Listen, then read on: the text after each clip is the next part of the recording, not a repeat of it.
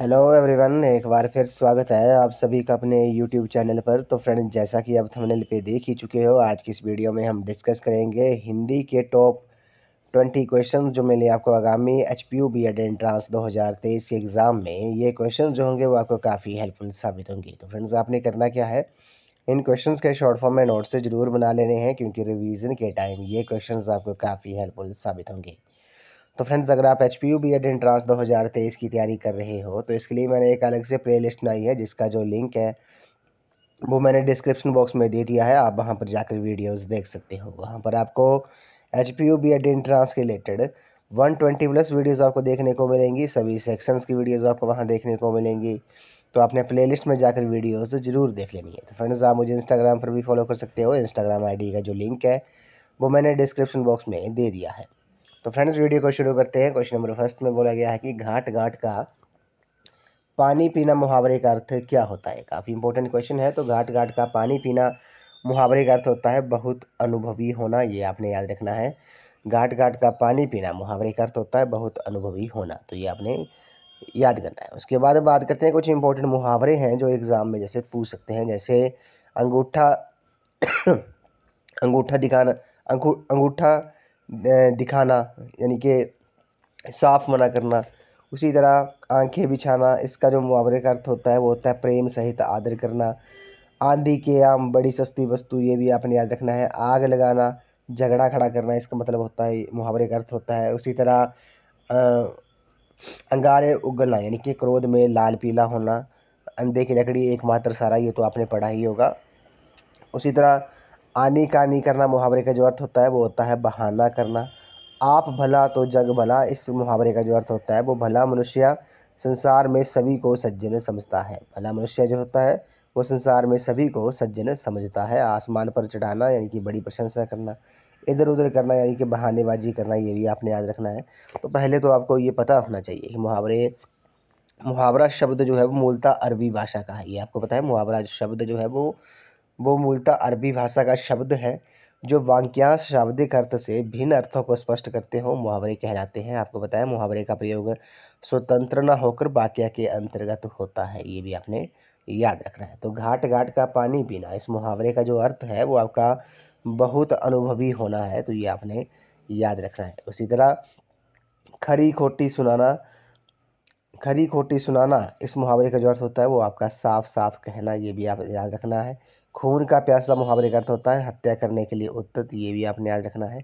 ओखली में सिर देना यानी कि जानबूझकर अपने अपने को आपत्ति में डालना, यानी कि आ बैल मुझे मार। इसी मुहावरे का अर्थ भी यही होता है कि जानबूझकर अपने को आपत्ति में डालना। ये भी आपने याद रखना है। गुड़ गोबर कर देना, इस मुहावरे का जो अर्थ होता है वो आपका काम को बिगाड़ देना होता है। अब चलते हैं हम नेक्स्ट क्वेश्चन की तरफ। नेक्स्ट क्वेश्चन में बोला गया कि किसी बात को करने का निश्चय, किसी बात को करने का निश्चय वाक्य के लिए एक शब्द प्रयुक्त कीजिए। तो किसी बात को करने का जो निश्चय है वाक्य के लिए एक शब्द जो होगा वो आपका क्या होगा, वो संकल्प होगा। ये आपने याद रखना है। तो संकल्प जो है, किसी बात को करने का जो निश्चय इस वाक्य के लिए एक शब्द प्रयुक्त होगा तो वो होगा आपका संकल्प होगा। ऐसे क्वेश्चन कई पूछे जा सकते हैं। जैसे जो देखा ना जा सके अदृश्य, जो दबाया ना जा सके वो अदम्य हो गया। जिसका मन उदार हो उसे उदार मना कहते हैं। पता है आपको, एक शब्द वाक्यांश के लिए एक शब्द है। उसी तरह जिसे भेदा ना जा सके उसे अभेद कहते हैं। ये भी वाक्यांश के एक शब्द है। शरीर का कोई भाग उसे अवयव कहते हैं। जो इस लोक का ना हो अलौकिक, ये भी आपको पता है। जो बूढ़ा ना हो उसे अजर कहते हैं, वाक्यांश के लिए एक शब्द। जिसका कोई शत्रु उत्पन्न ना हुआ हो, जिसका कोई शत्रु उत्पन्न ना हुआ हो उसके वाक्यांश के लिए एक शब्द क्या होगा, अजात शत्रु होगा। ये भी आपने याद रखना है। इस लोक से संबंध रखने वाले को अहलौकिक कहते हैं। ये भी आपने याद रखना है। पृथ्वी के पास की जो भूमि होती है, पर्वत के पास की जो भूमि होती है उसे क्या कहा जाता है, वाक्यांश के लिए एक शब्द, उसे उपत्यका कहते उपत्यका कहते हैं। ये भी आपने याद रखना है। पूर्व और उत्तर के बीच की जो दिशा होती है, पूर्व और उत्तर के बीच की जो दिशा होती है उसे वाक्यांश के लिए एक शब्द क्या होगा, उसे ईशान कहा जाता है। ये भी आपने याद रखना है। उसी तरह प्रतिदिन होने वाला, पता है आपको, दैनिक गोद लिया हुआ उसे दत्तक कहते हैं। ये भी आपने याद रखना है। करुण स्वर में चिल्लाना यानी कि चित्कार हो गया। जिसकी चार भुजाएं हैं चतुर्भुज हो गया, ये भी आपने याद रखना है। जिसके हाथ में शूल हो उसे शूल पाणी कहा जाता है। वाक्यांश के लिए एक शब्द आपको पता है। जो विश्वास करने योग्य हो, इस वाक्य के लिए एक प्रयुक्त शब्द क्या होगा? विश्वसनीय होगा, ये भी आपने याद रखना है। जिस देश से निकाला गया हो तो उसे निर्वासित कहा जाता है, ये भी आपने याद रखना है। तो किसी बात को करने का जो निश्चय वाक्य है, इसके लिए एक शब्द जो प्रयुक्त होगा वो आपका संकल्प होगा। अगले प्रश्न में चलते हैं। इसमें बोला गया कि आलंबन, चिड़चिड़ाहट, अव्यवस्था, मनोविकार में किस शब्द में प्रत्यय लगा हुआ है? तो प्रत्यय किस शब्द में लगा हुआ है? तो चिड़चिड़ाहट शब्द में, चिड़चिड़ाहट शब्द में प्रत्यय लगा हुआ है। तो चिड़चिड़ाहट जो है इस क्वेश्चन का राइट आंसर है। अब बात करते हैं प्रत्यय होते क्या हैं। तो प्रत्यय जो होते हैं उपसर्ग की तरह ही प्रत्यय भी यौगिक शब्द की रचना करते हैं। एक और उपसर्ग आपको पता है जहां मूल शब्द के पहले जुड़कर यौगिक शब्द का निर्माण करते हैं, वहीं प्रत्यय मूल शब्द के अंत में जुड़कर यौगिक शब्द निर्मित करते हैं, ये भी आपने याद रखना है। प्रत्यय जो होते हैं वो मूल शब्द के पीछे जुड़कर नए शब्द निर्मित करते हैं, जबकि उपसर्ग जो होते हैं वे शब्द के पहले लगते हैं, ये भी आपने याद रखना है। तो इन चारों ऑप्शंस में चिड़चिड़ाहट शब्द जो है इसमें प्रत्यय लगा हुआ है। अगले प्रश्न में चलते हैं। अधिकतर अनर्थ, प्रतिकार, अपरिचित में से किन शब्द में उपसर्ग नहीं है? अब आपने बताना है कि उपसर्ग नहीं है, तो आपको पता है उपसर्ग होते क्या है? उपसर्ग शब्द के पूर्व में जुड़कर शब्द के अर्थ में परिवर्तित करने वाले शब्दांश को उपसर्ग कहते हैं। यानी कि जो शब्द उपसर्ग होते हैं वो शब्द के पूर्व में, शब्द के प्रारंभ में लगकर वो शब्द के अर्थ में परिवर्तित करने वाले शब्दांश होते हैं। तो इन आपने बताना है कि इन चारों ऑप्शंस में किस शब्द में उपसर्ग नहीं है? तो आपको पता है अधिकतर शब्द में उपसर्ग है, प्रतिकार शब्द में भी प्रति जो है उपसर्ग है, अपरिचित में भी उपसर्ग है, तो अनर्थ शब्द में उपसर्ग नहीं है। तो ऑप्शन नंबर बी इस क्वेश्चन का राइट आंसर हो जाएगा, अनर्थ में उपसर्ग नहीं है।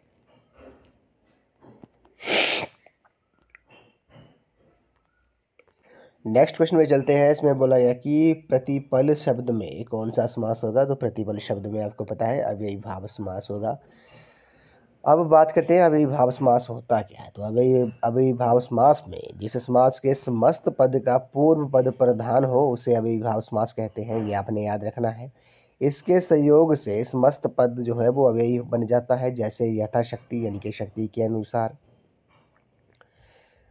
अनुरूप हो गया रूप के योग्य, हाथों हाथ में, आजीवन जीवन भर। तो ये आपने याद रखना है। तो प्रतिपल शब्द में कौन सा समास होगा? प्रतिपल शब्द में आपका अव्ययीभाव समास होगा। जिस समास के समस्त पद का पूर्व पद जो है वो प्रधान हो उसे अव्ययीभाव समास कहते हैं। इसके संयोग से समस्त पद जो है वो अव्ययी बन जाता है, जैसे यथाशक्ति का हो गया शक्ति के अनुसार, अनुरूप का हो गया रूप के योग्य, हाथों हाथ का हो गया हाथ हाथ में, आजीवन का हो गया जीवन भर में। उसी तरह दो बार आवृत्ति वाले शब्द भी अव्ययीभाव समास होते हैं, ये भी आपने याद रखना है। दो बार आवृत्ति वाले जो शब्द होते हैं वे भी अव्ययीभाव समास होते हैं, जैसे धीरे धीरे, ये आपने याद रखना है, मोस्ट इम्पोर्टेंट है ये। जैसे धीरे धीरे हो गया, बार बार हो गया, द्वार द्वार हो गया। तो दो बार आवृत्ति वाले जो शब्द होते हैं वे भी आपके अव्ययीभाव समास होते हैं। तो प्रतिपल शब्द में कौन सा समास हो गया? प्रतिपल शब्द में आपका अव्ययीभाव समास हो गया। उसकी तरह बात करते हैं नीरस शब्द का संधि विच्छेद क्या होगा? तो नीरस शब्द का जो संधि विच्छेद होगा वो निरप्रस रस होगा, निरप्रस फिर नीचे हलंत लगा होगा, ये भी आपने याद रखना है, ये नीरस का संधि विच्छेद होगा। तो आपने कमेंट सेक्शन में जरूर बताना है कि पवन शब्द का जो संधि विच्छेद होगा वे क्या होगा, ये आपने कमेंट सेक्शन में बताना है। बात करते हैं ब शब्द, ब ध्वनि का जो उच्चारण स्थान है वे कहाँ पर है? तो आपको पता है ये दंतोष्ठ में है, ये भी आपने याद रखना है। ब शब्द का ध्वनि का जो उच्चारण स्थान है वो दंतोष्ठ है। अब कुछ इंपॉर्टेंट है, जैसे बात करते हैं अवर्ग जो है, जैसे क ख ग घ न जो है, ये जो वर्ण है इनका जो उच्चारण स्थान है वह कंठ से है, ये भी आपने याद रखना है, वर्ण ध्वनि कंठ ही है। चवर्ग में च छ ज झ ण में तालु है उच्चारण स्थान। टवर्ग में ट ठ ड ढ ण में इसकी जो उच्चारण स्थान है वो मूर्धा है, ये आपने याद रखना है। तवर्ग में त थ द ध न ल ये जो होंगे इनके जो त्वर्ग का जो उच्चारण स्थान होंगे वो आपके दंत होंगे, जबकि पवर्ग में प फ ब भ म में ओष्ठ होंगे, ये भी आपने याद रखना है। उसी तरह ओ औ हो गया, ओ औ हो गया, ये जो है आपके कंठोष्ठ है, ये भी आपने याद रखना है।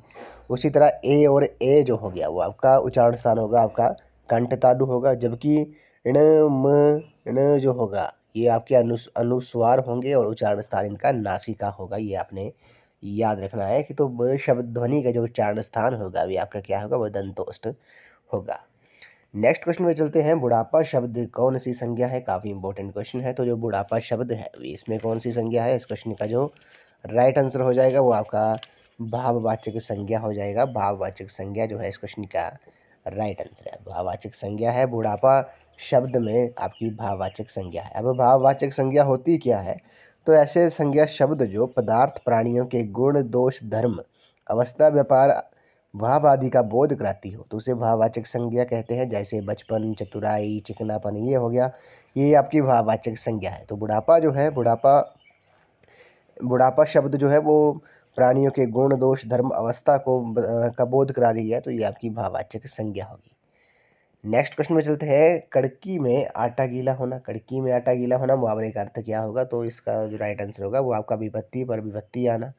कड़की में आटा गीला होना यानी कि विभक्ति पर विभक्ति आना, तो ऑप्शन ये आपने याद रखना है। नेक्स्ट क्वेश्चन में चलते हैं। पीनी, पीना, मिलाना, पिया में से प्रेरणार्थक क्रिया कौन सी है? काफ़ी इंपॉर्टेंट क्वेश्चन है। तो ये 4 ऑप्शंस में आपने बतानी है कि प्रेरणार्थक क्रिया कौन सी है। तो इस क्वेश्चन का जो राइट आंसर है वो आपका ऑप्शन सी हो जाएगा। मिलाना जो है वो आपकी प्रेरणार्थक क्रिया होगी। अब बात करते हैं प्रेरणार्थक क्रिया होती क्या है। जो प्रेरणार्थक क्रिया जो होती है वह जो कर्ता स्वयं कार्य न करके किसी दूसरे को उसे करने की प्रेरणा दे, तो ये आपने याद रखना है। प्रेरणार्थक क्रिया क्या होती है? जो कर्ता स्वयं कार्य न करके किसी दूसरे को उसे करने की प्रेरणा दे। जैसे श्याम राधा से पत्र पढ़वाता है, तो ये आपकी कौन सी क्रिया होगी? ये आपकी प्रेरणार्थक क्रिया होगी। तो इन चारों ऑप्शंस में मिलाना जो है वो आपकी प्रेरणार्थक क्रिया है। उसी तरह क्वेश्चन पूछ सकते हैं संयुक्त क्रिया क्या होती है? संयुक्त क्रिया दो या दो से अधिक धातुओं से मिलकर बनने वाली क्रियाएं संयुक्त क्रियाएं कहलाती हैं। जैसे मैं पढ़ना चाहती हूँ, इस वाक्य में पढ़ना व चाहना संयुक्त क्रियाएं हैं, ये भी आपने याद रखना है। तो क्रिया भी पता होनी चाहिए। क्रिया होती क्या है? जिस शब्द से किसी काम का करना या होना पाया जाए उसे क्रिया कहते हैं। जैसे मनोज सोता है, अक्षय रोता है, तो ये जो है वो आपकी क्रिया है, तो ये आपने याद रखना है। नेक्स्ट क्वेश्चन में चलते हैं। इसमें बोला गया कि आरोग्य शब्द का विलोम शब्द क्या होगा? मोस्ट इंपॉर्टेंट है। तो आरोग्य शब्द का जो विलोम शब्द होगा वह आपका रोगी होगा, ये भी आपने याद रखना है। तो आरोग्य शब्द का जो विलोम शब्द हो गया वो आपका रोगी हो गया। अब यहाँ से भी कई क्वेश्चंस पूछे जा सकते हैं। जैसे विलोम शब्द से भी क्वेश्चन जो है वो एग्ज़ाम में पूछे जाते हैं। एक या दो क्वेश्चन तो प्रीवियस एग्ज़ाम में पूछे गए थे, तब कुछ इंपॉर्टेंट विलोम शब्द हैं जिनको हम डिस्कस कर लेते हैं। जैसे अधम शब्द का जो विलोम शब्द होगा वो आपका क्या होगा? वो उत्तम होगा, ये आपने याद रखना है। क्षुद्र का विराट होगा, ये भी आपने याद रखना है। उसी तरह विधवा शब्द का विलोम शब्द क्या होगा? सधवा होगा, ये आपने याद रखना है। नीरस शब्द का सरस होगा। उसी तरह दीवा शब्द का रात्रि होगा। दृश्य शब्द का दृश्य होगा। और मोस्ट इंपॉर्टेंट है कृतज्ञ शब्द का जो विलोम शब्द हो गया वो आपका कृतघ्न होगा, ये भी आपने याद रखना है। और उत्कृष्ट शब्द का जो विलोम शब्द होगा वो आपका निकृष्ट होगा। जबकि आरंभ का अंत होगा। आधार शब्द का जो विलोम होगा वो आपका निराधार होगा। आय शब्द का व्यय होगा। अवनी का विलोम शब्द क्या होगा? अंबर होगा। जबकि अनुग्रह शब्द का जो विलोम होगा वो आपका विग्रह होगा। आधुनिक शब्द का जो विलोम शब्द होगा वो आपका प्राचीन होगा। जबकि अनुकूल शब्द का जो विलोम शब्द होगा वो आपका प्रतिकूल होगा। अंतमुखी शब्द का जो विलोम शब्द होगा वह बहिर्मुखी होगा, ये भी आपने याद रखना है। अनुराग शब्द का क्या होगा? अनुराग शब्द का विलोम शब्द विराग होगा। अब बात करते हैं नेक्स्ट क्वेश्चन में। भव शब्द का स्त्रीलिंग रूप क्या होगा? तो भव शब्द का जो स्त्रीलिंग रूप होगा वो आपका भवानी होगा, ये भी आपने याद रखना है। तो भवानी जो है इस क्वेश्चन का राइट आंसर है। नेक्स्ट क्वेश्चन में चलते हैं। आभारी शब्द का पर्यायवाची शब्द क्या है? तो आभारी शब्द का जो पर्यायवाची शब्द है ये आपका कृतज्ञ है, ये भी आपने याद रखना है। ये आभारी शब्द का पर्यायवाची शब्द होता है कृतज्ञ। अब कुछ इंपॉर्टेंट पर्यायवाची शब्द हैं जो एग्जाम में पूछे जाते हैं, जैसे मछली शब्द का पर्यायवाची शब्द क्या होंगे? मत्स्य हो गया, मीन हो गया, सफरी हो गया, जलजीव हो गया। उसी तरह बात करते हैं बादल शब्द के पर्यायवाची शब्द क्या होते हैं? बादल शब्द के पर्यायवाची शब्द होते हैं घन, जलद, जलधर, नीरद, मेघ, बारिद जो हो, ये आपके बादल शब्द के पर्यायवाची शब्द है। बात करते हैं सर्प के बारे में। सर्प से भी क्वेश्चन जो है वो पूछा जाता है। तो सर्प शब्द का जो पर्यायवाची शब्द होगा वे क्या होगा? सर्प शब्द का जो पर्यायवाची शब्द होंगे वो होगा आपका नाग हो गया, भुजंग हो गया, विषधर हो गया, उसी तरह उरंग हो गया, सांप हो गया, सारंग हो गया। ये जो है वो आपके सर्प के पर्यायवाची शब्द हैं। इसी तरह विद्युत के जो पर्यायवाची शब्द होंगे वे क्या हो गए? वो चपला हो गया, चंचला हो गया, दामिनी हो गया, सौदामिनी हो गया। ये जो है वो आपके विद्युत के पर्यायवाची शब्द हैं। पवन की बात करते हैं। पवन के पर्यायवाची शब्द क्या हो गए? वायु, बात, हवा, समीर, बेयार, अनिल जो हो गए आपके पवन के पर्यायवाची शब्द हो गए। उसी तरह हस्त की बात करते हैं। हस्त के जो पर्यायवाची शब्द होते हैं आपके हाथ, कर, पाणी, बाहु, भुजा। हाथी के क्या होते हैं? हाथी शब्द के पर्यायवाची शब्द होते हैं कुंजर, गज, हस्ती, करी, नाग, मतंग, दंती, वार्ण। तो ये आपने कुछ इंपॉर्टेंस है, ये आपने याद रखने हैं। आँख का क्या होता है? आँख का नयन, लोचन, चक्षु, नेत्र हो गया। अमृत का सोम, सुधा, मधु, पीयूष हो गया। तो अग्नि का पावक, ज्वाला, अनल, दहन, आग हो गया। ये आपने याद रखना है। कमल के कज, पंकज, सरोज, राजीव जो है वो आपके कमल के पर्यायवाची शब्द हैं। नेक्स्ट क्वेश्चन में चलते हैं। इसमें बोला गया कि धीरे धीरे में लोक शब्द का विलोम क्या होगा? तो अभी ये डिस्कस किया। लोक शब्द का जो विलोम शब्द होता है वो आपका परलोक होता है। अगले प्रश्न में चलते हैं। धीरे धीरे शब्द में प्रयुक्त कौन सा अलंकार है? तो इस शब्द में जो आपका अलंकार है वो आपका पुनरुक्ति है। धीरे धीरे शब्द में कौन सा अलंकार है? पुनरुक्ति अलंकार है। तो ये आपने याद रखना है। नेक्स्ट क्वेश्चन में चलते हैं। इसमें बोला गया है कि घुमक्कड़ में प्रत्यय है। तो घुमक्कड़ आपको पता है प्रत्यय जो होते हैं वो शब्द के अंत में लगकर नए अर्थ प्रदान करते हैं। तो घुमक्कड़ में जो प्रत्यय होगा वो आपका अक्कड़ होगा। ये आपने याद रखना है। नेक्स्ट क्वेश्चन में चलते हैं। आदान प्रदान में कौन सा समास होगा? तो आदान प्रदान में समास होगा आपका द्वंद्व समास होगा। तो द्वंद्व जो है इस क्वेश्चन का राइट आंसर है। आदान प्रदान में कौन सा समास होगा? द्वंद्व समास होगा। अब बात कर लेते हैं समास के बारे में। द्वंद्व समास के बारे में बात कर लेते हैं। तो जिस समास के समस्त पद में दोनों पद प्रधान हो, जैसे माता पिता, माता और पिता, रात दिन, रात और दिन, राधा कृष्ण, राधा और कृष्ण, जीवन मरण, जीवन और मरण। तो द्वंद्व समास क्या होते हैं? जिस समास के समस्त द्वंद्व समास क्या होता है? जिस समास के समस्त पद में दोनों पद जो हो वो प्रधान हो। तो आदान प्रदान में जो है वो दोनों पद प्रधान है, तो द्वंद्व समास इसमें होगा। उसी तरह बात करते हैं ग ध्वनि का जो उच्चारण स्थान है वे क्या है? तो आपको पता है, ये हमने डिस्कस किया सभी। तो ये सभी वर्ण जो थे वो हमने डिस्कस किए कि कौन सा कवर्ग हो गया, चवर्ग हो गया। तो कंठ इस क्वेश्चन का राइट आंसर है। अगले प्रश्न में चलते हैं। नीलकमल शब्द में कौन सा समास हो गया? नीलकमल शब्द में आपका कर्मधारय समास होता है। ये आपने याद रखना है। कर्मधारय समास होता क्या है इसके बारे में भी हम थोड़ा जान लेते हैं। तो कर्मधारय समास में